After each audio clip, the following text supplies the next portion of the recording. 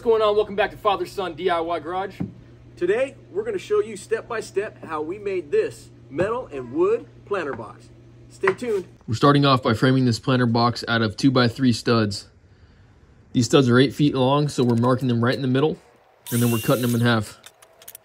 This is going to leave us with 4 4-foot long pieces. Should look something like this. The next, we're going to make 6 cuts of 13 inches long. The goal here is to frame out a rectangular shaped box that is 16 inches tall, 18 inches wide, and 4 feet long. Next, I made 4 cuts 15 inches long out of that 2x3 stud.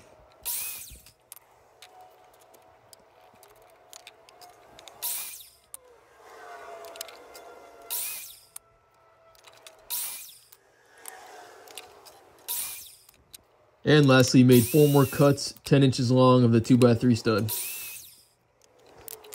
When you're all done cutting, should look something like this.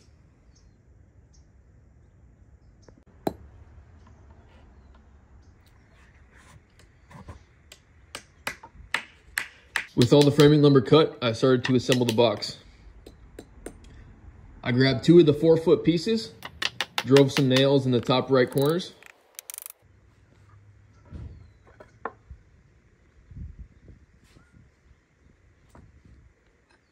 Then I grabbed a couple 13-inch pieces and proceeded to drive them together.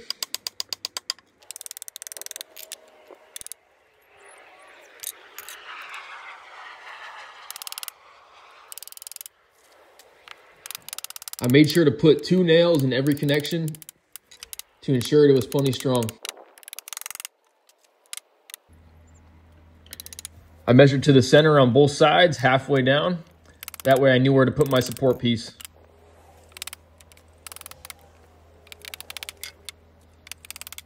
And here you'll see me repeat this whole process over again for the other side.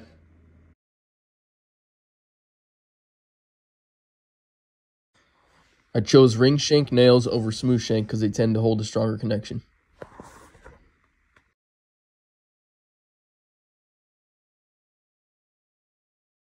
Once our 4-foot long sides were done, we started working on our 18-inch sides. Grabbed 2 15-inch pieces of stud and 2 10-inch pieces. Using the same process, we connected these together. If you guys haven't been here before, this is Father Son DIY Garage. Me and my dad, we do projects around the house. Woodworking, metalworking, masonry, you name it. If you guys like what you see, give us a like, give us a subscribe, and comment down below, I subscribed. Here I am putting together the last side of the framing. This would have been 10 times easier with a nail gun, but sometimes you just got to work with what you got. This is definitely a doable project for anyone of any skill set.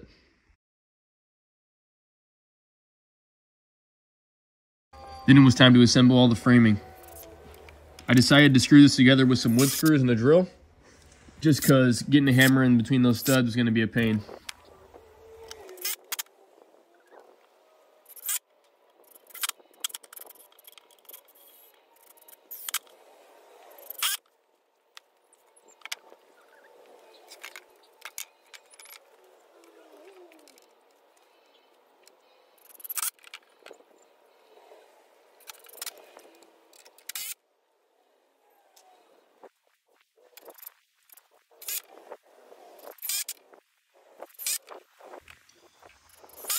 With the framing complete, we went ahead and moved on to our next task. We made 9 cuts at 18 inches out of this redwood fence board. And this is what's gonna line the bottom of the raised planter bed. You'll see we just stacked 3 planks on top of each other and cut them down at the same time on the miter saw. With all the pieces cut, we went ahead and grabbed our brad nailer to nail these on real fast. And if you don't own a brad nailer, don't get discouraged. You can always buy some finished nails and use a hammer. It's just going to take a little more time. To notch one of the pieces out for those center supports and then rip another one down to fit. The bottom complete, I moved into trimming out the top. I decided to do some 45-degree cuts on this trim. So I set my saw to 45 degrees and made 2 cuts at 4'2" with 2x4 redwood. and 2 cuts at 20 inches. I then assembled the trim on the ground and tacked it together with the brad nailer.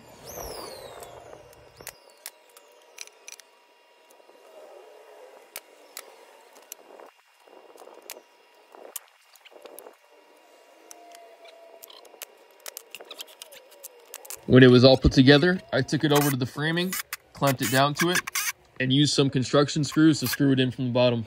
The reason I did this was because I didn't want the screws to show on the top. The next step was to go back to the miter saw, get some redwood fence board, and cut some 16-inch pieces. We did the same thing as before, stacked 3 of them up, and made cuts at the same time. When picking out your redwood fence boards, you want to make sure you get one that has a nice contrast between the red and the white wood, just for a nicer look. Once we had a good amount of pieces cut, we took them over to the project, started tacking them on with the brad nailer, making sure to check for square as we went along. Remember, don't get discouraged by seeing us tack all these on with the brad nailer. If you don't have one, you can always just buy some nails and use a hammer. Just gonna take a little longer.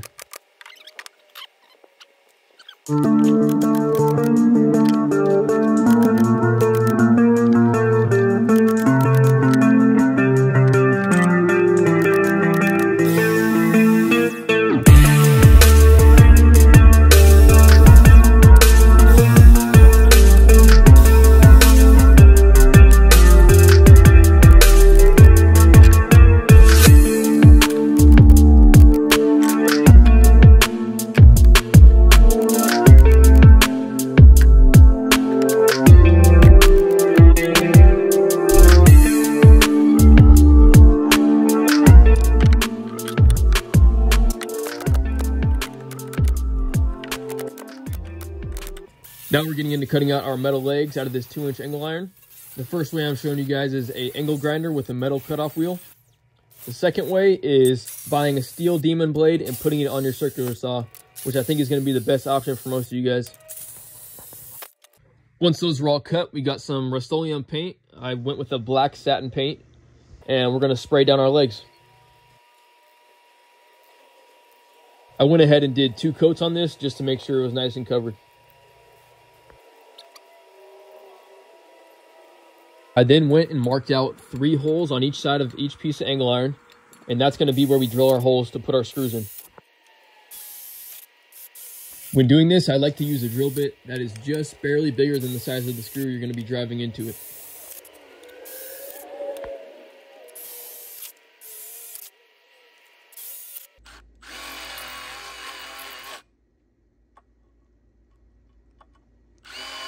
With all the holes drilled, I went ahead and got a countersink bit and drilled out on top of all those holes.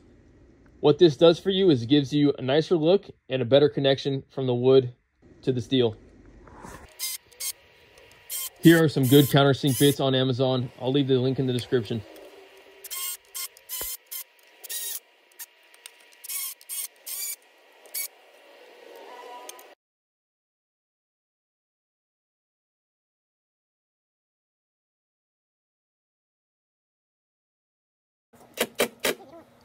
Then we went ahead and attached a piece of angle on every corner.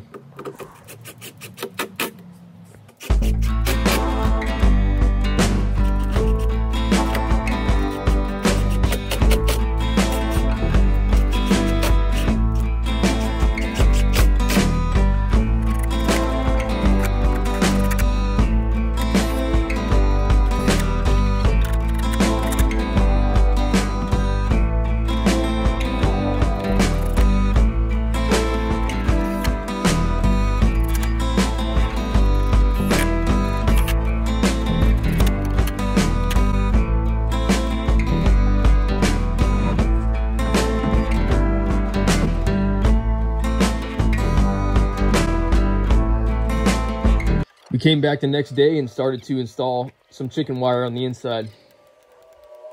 We cut 2 pieces of chicken wire, one that was the length of the planter box and one that was a little bit longer.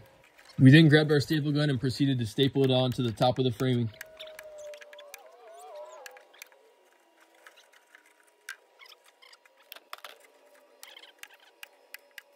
The goal here was to make a U-shape inside the planter box, kind of like a hammock. That way none of the dirt's actually ever touching the wood. We felt that this would prolong the life of the project by keeping the wood dry. Once that was done, we went ahead and stapled some landscaping fabric inside to hold all the dirt in.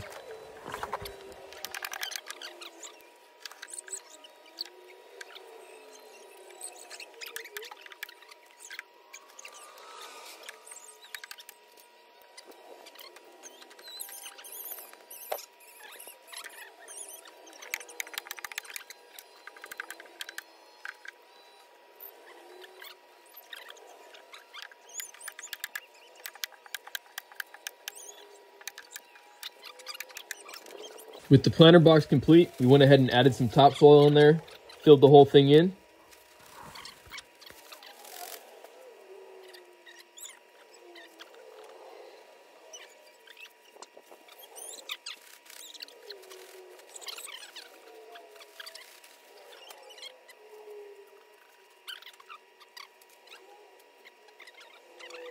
Then we planted 2 tomato plants, a bell pepper plant, and a jalapeno plant.